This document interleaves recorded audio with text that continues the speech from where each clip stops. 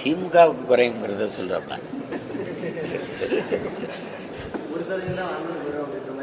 அப்படியா? வேற அவர் எப்படி பேசுவார்? எனக்கு 100% வரும்டா பேசுவார். பேசுனா சோறு போடுவாங்களா? அது நல்ல காலம் இருக்குதோ, உள்ளுக்குள்ள பணம் கிடந்தா கூட அது தெரியாம இந்த குடுகுடு படிக்கிறவருக்கு இருட்டில் ஒன்றும் தெரியாதுல்ல. நல்ல காலம் பிறக்குது, நல்ல வாழம் பிறக்குன்னு தான் அடிப்பார். அப்படி அடித்தாதான் அவருக்கு. அது மாதிரி அவருக்கு என்ன நடக்குன்னு தெரியாம ஏதோ பேசிட்டு இருக்கிறாரு.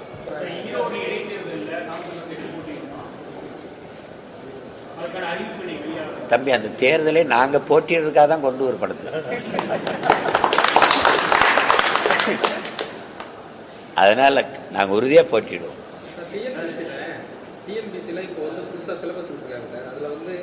சைவம் வைணவம் இருந்தது அந்த சிலபஸ். சைவம் வைணவத்தையும் எடுத்துட்டாங்க, பக்தி இலக்கியங்கள்லாம் எடுத்துட்டாங்க, கம்பராமாயணத்தையும் எடுத்துட்டாங்க.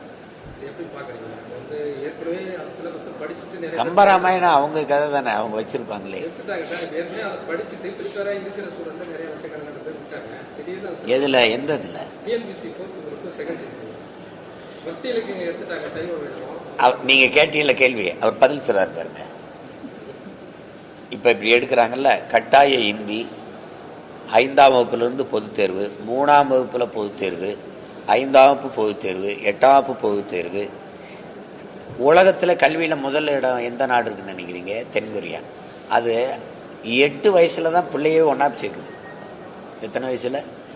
8 வயசுல. அது கல்வியில் ஒரு மாணவன் தனக்கான உடையை அவனே உடுத்திக்கொள்ள, தனக்குடைய உணவை அவனை எடுத்து உள்ள எல்லா வேலையிலும் அவனே செய்து கொள்ளுகிற அந்த எது வர்ற வரைக்கும், அது வரைக்கும் அவனுக்கு விளையாட்டு கல்வி. அவனுக்கு எது விருப்பமோ அதை செய்ய விடுது. ஒன்றா போய் 8 வயசுல தான் சேர்க்குது. நீ அந்த 8 வயசுல என்னை வந்து பொது தேர்வு எழுத சொல்ற. உங்களையெல்லாம் யாரா படிக்க சொன்னதுங்கிறதா இவங்க கேட்கறது. உங்களுக்கு புரியுதா? உன்னையெல்லாம் டாக்டராக சொன்னது யாரு? உன்னையெல்லாம் படிக்க சொன்னது யாரு? இப்போ சொன்னோம்ல நம்ம எல்லாம் கூட்டம், நான் தான் உங்களை அப்பவே போக சொல்லிட்டேன், இன்னுமா நீங்கள்லாம் போகலை அப்படின்னு கேட்போம்ல. அது மாதிரி நீங்கள்லாம் இன்னுமா உயிரோட இருக்கீங்க, ஏன் சாகாம இருக்கீங்க? அதுதான் இவங்க கேட்க வருது.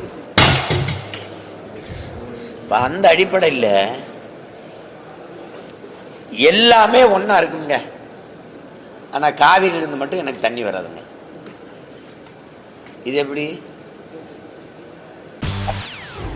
செய்திகளை உடனுக்குடன் தெரிந்து கொள்ள உடனே சப்ஸ்கிரைப் பண்ணுங்க.